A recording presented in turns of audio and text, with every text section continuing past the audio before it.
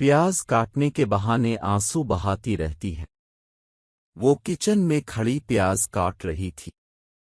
मेरी आहट सुनकर मुड़ी तो मैंने देखा इसकी आंखें बिल्कुल सुर्ख थीं और मुसलसल आंसू बह रहे थे। मैंने हमदर्दी से पूछा, रो रही हो? भीगी आंखों से हंसते हुए बोली, नहीं तो। प्याज काट रही थी, बहुत कड़वा है। मैंने कहा, खाला उम्मी बुला रही हैं, रिश्ता देखने वो लोग आ चुके हैं। ठीक है। इसने पहले आंखें साफ की, फिर ट्रे में कोल्ड ड्रिंक फ्रूट वगैरह रखकर दोपट्टा ठीक से ओढ़कर बाहर की तरफ चल दी। मैंने इसके जिसने के बाद टेबल पे पड़े प्याज की तरफ देखा जो आध कटा था। बाकी आधे प्याज को मैं काटने लगा और एक हैरत का झटका मुझे तब लगा जब पूरा प्याज कट गया और ना मेरी आंखें जली और ना उनमें पानी आया। प्याज तो बिल्कुल भी कड़वा नहीं। मैंने इसके कदमों की आहट सुनकर मुड़ के देखा तो पैकेट से बिस्कुट निकालकर प्लेट में रखते हुए इसके हाथ एक लम्हे को रुक गए। उसने अपनी सुर्ख आंखें मेरी आंखों में डालकर भीगे लहजे में धीरे से सरगोशी करने वाले अंदाज में कहा, प्याज तो कड़वा नहीं होता उम्र भाई, औरत की जिंदगी कड़वी होती है। क्या हुआ यार, जिंदगी को अच्छी भली तो है। वालिदैन, बहन भाई, अच्छी तालीम, इज्जत, आला फैमिली, जिंदगी की हर सहूलत। फिर ये जिंदगी से गल्ला नाशुक्री क्यों? उमर भाई अब नहीं समझेंगे, इस न चाय कितली में डालते हुए मायूसी से कहा। तो समझो ना, मैंने बिस्कुट प्लेट से उठा के मुंह में डालते हुए कहा। उसने पलटकर मुझे देखा और कहा कि मेरे साथ आओ। वो चाय लेकर ड्राइंग रूम में चली गई और मैं खिड़की के पास खड़ा अंदर का मंजर देखने लगा।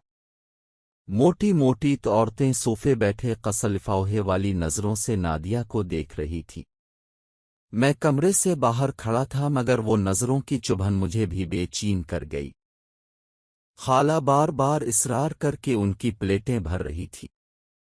सर झुकाए किसी बेजान मूरत की तरह साकित बैठी नादिया पे मुझे बहुत तरस आ रहा था।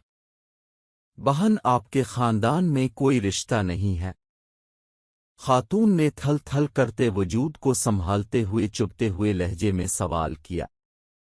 खाला ने सादगी से जवाब दिया, जी बहुत बच्चे हैं खानदान में। अच्छा, ये लड़का कौन था जिसने दरवाज़ा खोला? वो मेरे बारे में पूछ रही थी। अल्लाह रखे, बानजा है, मेरा सीएसएस किया है अभी। इंशाअल्लाह जल्दी ट्रैंक पर चला जाएगा। खाला के लहजे में मोहब्बत ही मोहब्बत थी। देखो बहन, अगर खानदान में इतने अच्छे लड़के हैं तो आपकी बेटी के लिए रिश्ते करवाने वाली मासी क्यों कोशिश कर रही है? नाराज ना होना, मैं तो सीधी बात करती हूँ। प्लेटों पर हाथ साफ करती मोटी औरत को इस बात से कोई गरज नहीं थी। इसकी बातों से खाला और नादिया पे किया गुजर रही है।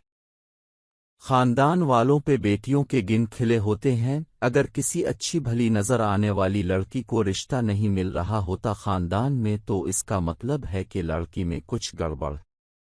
नादिया उड़ी उड़ी रंगत और कांपते हाथों से ट्रे पकड़े बाहर निकली। मेरी तरफ एक शिकायती नजर डाली और किचन में घुस गई। ख्वातीन बाहर निकल रही थी। अरे शाहिदा, इतना खूबसूरत और पढ़ा लिखा भांजा घर में है तो अच्छी नहीं होगी ना लड़की, इसलिए तो मुझ में और सुनने की हिम्मत ना रही और मैं उसके पीछे किचन में आ गया। वो हाथ में प्याज पकड़े खड़ी थी और आंसू का एक सैलाब था जो गालों पे बह रहा था। मैंने प्याज इसके हाथ से ले लिया। प्याज तो कड़वा नहीं ये ना। जिंदगी कड़वी है तो ये जिंदगी मुझे दे दो ना।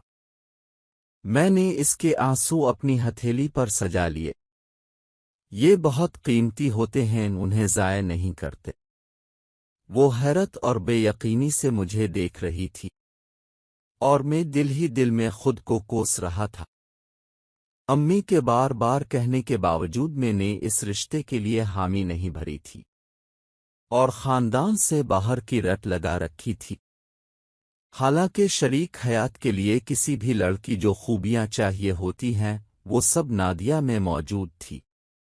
میں ہی کیا خاندان کا جو بھی لڑکا کسی اچھے مقام پہ پہنچتا وہ فیملی سے باہر شادی کی رٹ لگا لیتا ہے، اور اس طرح نہ جانے کتنی لڑکیاں اچھے رشتوں کی تلاش میں لوگوں کے تانے اور اپنی کردار کشی برداشت کرنے پر مجبور پیاز کاٹنے کے بہانے آنسو بہاتی رہتی ہے۔